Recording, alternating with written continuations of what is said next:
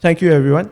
So, Jeff and I are going to do a keynote dialogue. This is a world first, and you're now witnessing history in the making. Years from now, you'll be able to tell your grandchildren that you saw the first ever keynote dialogue. And how it works is like this. I am going to start by talking about how I started learning English when I was a child, and then Jeff is going to come in later because he's younger than me, and he's going to rub it in. I was born in 1966, just a year after Singapore became independent. I grew up in Block 81, Commonwealth Close, and that was a block which had a lot of people speaking Hainanese. My father is Hainanese, and the rest of our neighbors were all Hainanese. So when we grew up, my brother and I spoke Hainanese. And my parents were teachers. They were primary school teachers. In those days, primary school teachers taught English, maths, and science. And the best thing that they did for me that changed my future was that they said I should go to a good school. They queued up at the Anglo-Chinese school, where King is from, and we didn't know that at that time. But my parents had to queue up all night to ballot, to take a lucky dip, to see whether their child would have a chance to go to ACS. If not, I would have gone to a neighborhood school. And as it turns out, I still have this picture in my mind of me being about 5 years old in the corridor on my toy car, and my mom coming home and grabbing me, but in a nice way, not in her usual abusive way. And saying, "Oh, we got into ACS." And I didn't realize it at first, but the implications were this. My first day at school, I came back and I told my mom, everybody speaks English in school. And to me, that was a very unusual situation because living in Commonwealth Close, I could speak Hainanese and Hokkien and a little bit of Cantonese because of the lady that was looking after us. But English was a strange new thing. I then learned more of it through listening to the BBC World Service, which was the only factual news station available in Singapore at that time. And I then eventually wanted to read, and I would hang out at MPH and Times to buy books to read, English books. And then I wanted to read about Singapore, and I wanted to find out whether people wrote books about Singapore. And there weren't many. So by the time I was in university, I met King, and he's every bit the tough, demanding, unreasonable publisher that you can imagine. And without him, I wouldn't have started. But at the time, I was writing for magazines, and because I was in national service, I needed to make money, and I wrote for some magazines. I met King, and he said, "Why don't you write a novel?" And I responded to that because I wanted to write a book which Singaporeans could read about Singapore. And so that was when I started writing about my life in Hwa Chong Junior College, and the names were changed to protect the innocent. And it was published as the teenage textbook. It was written because I wanted people to read something about Singapore. I'm going to hand over to Jeff for this point. So I was born 10 years after him, okay? Almost a similar family construct. I stayed in Stirling Road. There were 10 of us because I stayed together with my uncle, my grandparents and all that.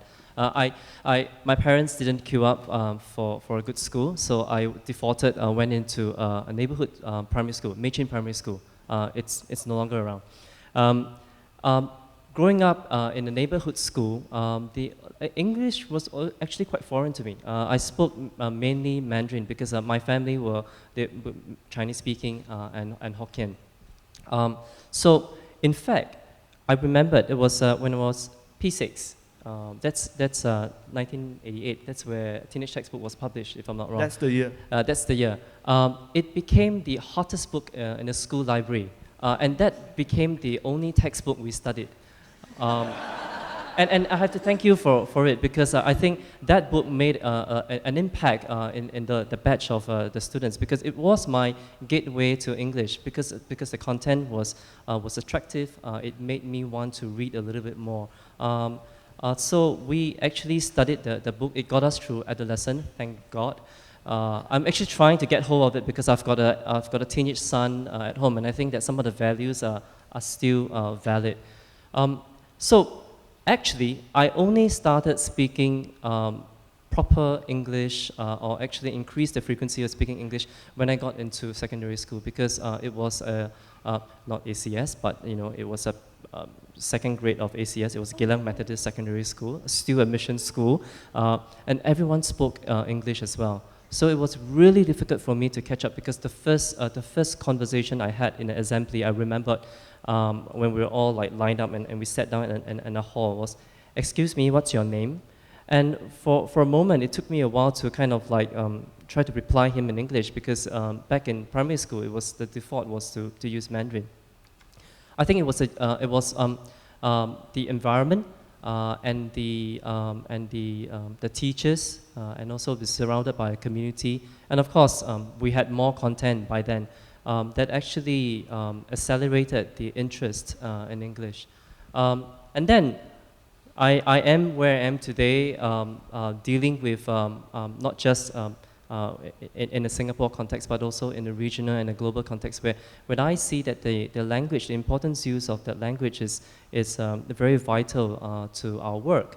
I've got one example I was sharing with Adrian is, when I have to interface with my Japanese clients, I realize that I have to take maybe the extra effort to pen the email, because what they will do on their part, although they understand a little bit of English, is they will take whatever I type on the email and Google translate it, right?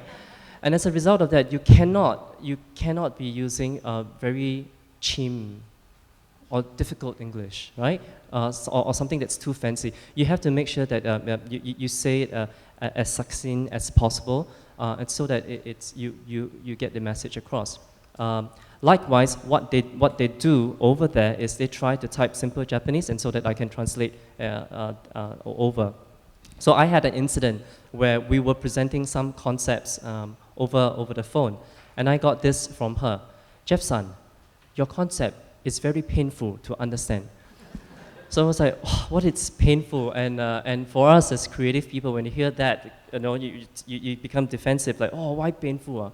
And then after a little bit of ping pong, we realized that what she meant wasn't very painful. It was actually it's very difficult for the Japanese to understand.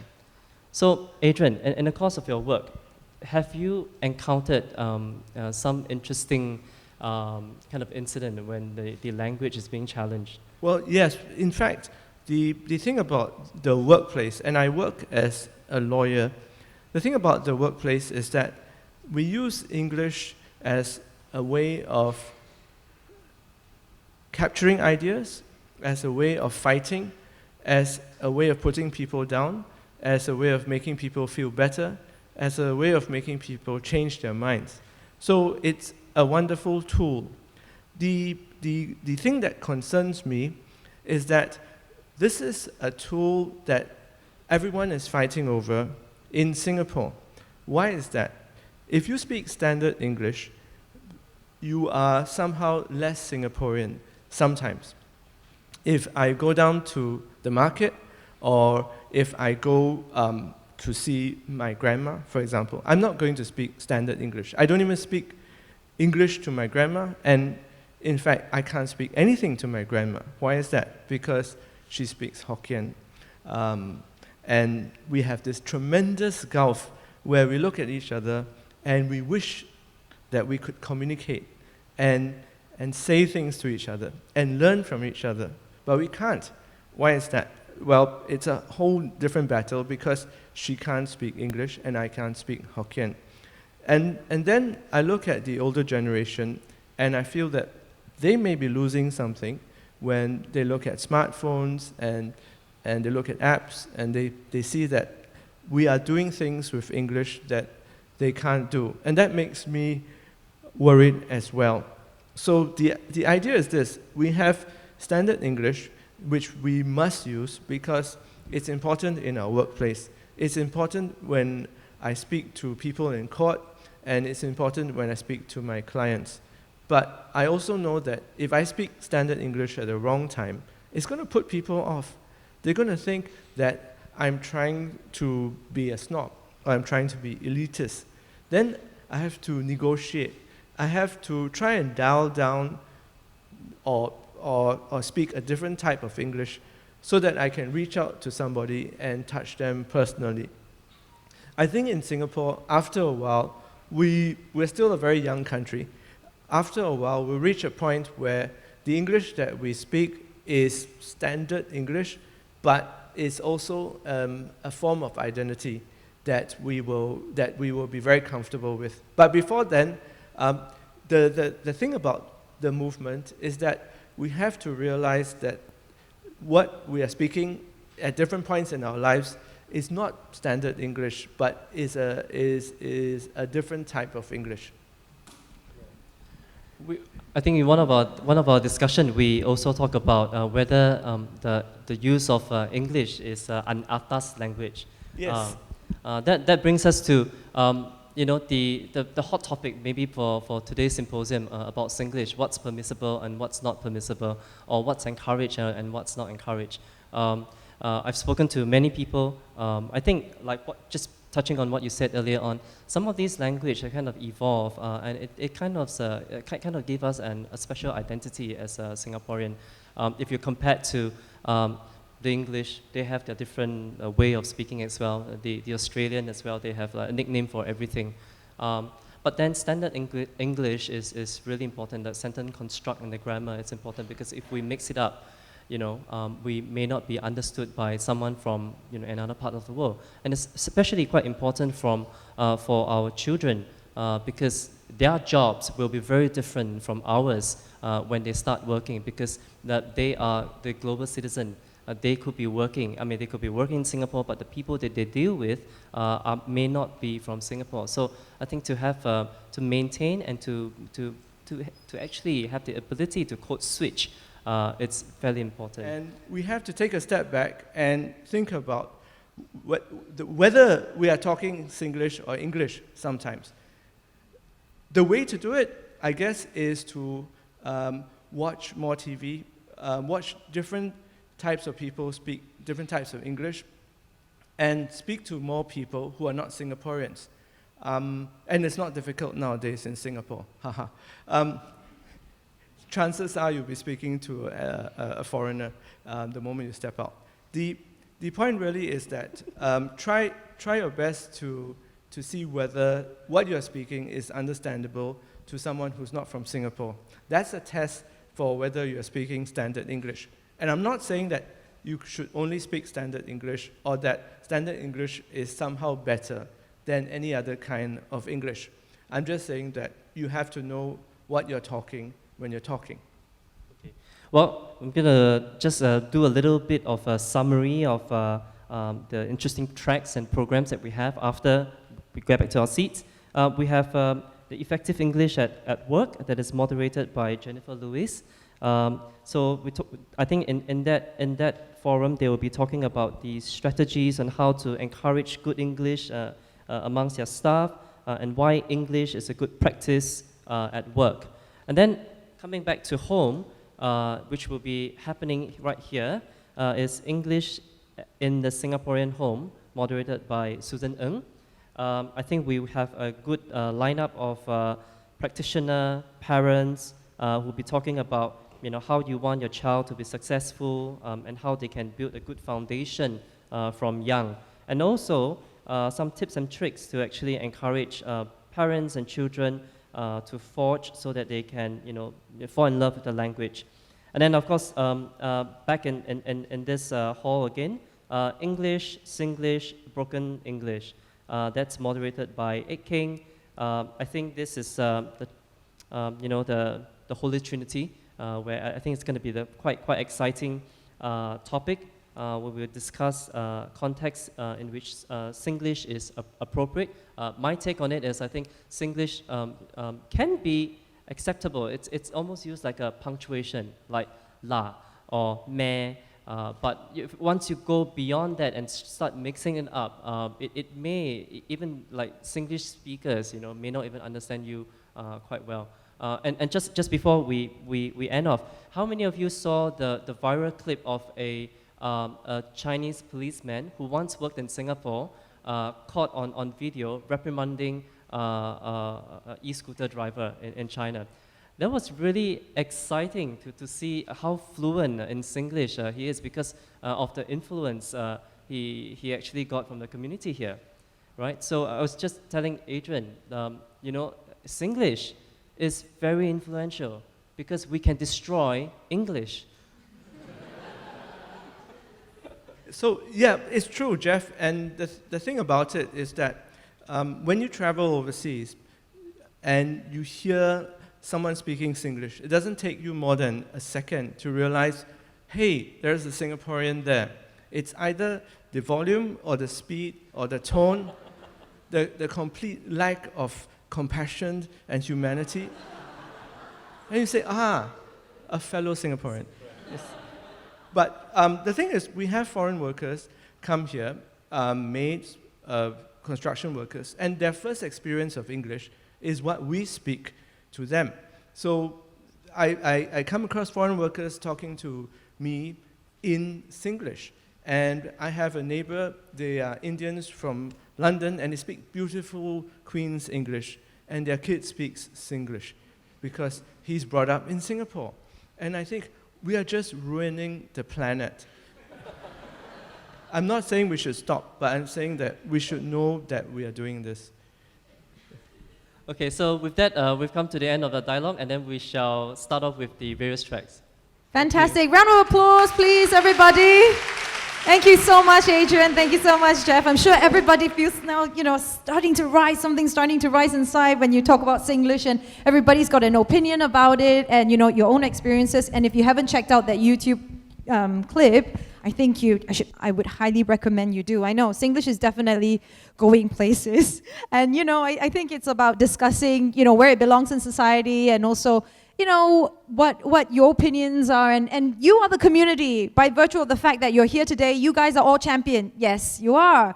So, do email us if you've got any thoughts, ideas, because we want to continually make it better. I mean, the name of the game is really not about perfection. That's the thing. It's not about being perfect or speaking it the way others do, but it's about getting better. And I think we can all agree that, it's better to get better at something rather than, take two steps back. And with that, I would like to, invite our participants to proceed to the living room who have registered for the effective English at work, and you can exit on the door on the right. And for those who have registered for the other topic, which is English in the Singaporean home, you are to remain here in the chamber. But yes, do speak freely and speak your mind and engage with our panelists and moderators when you can catch them. Thank you very much.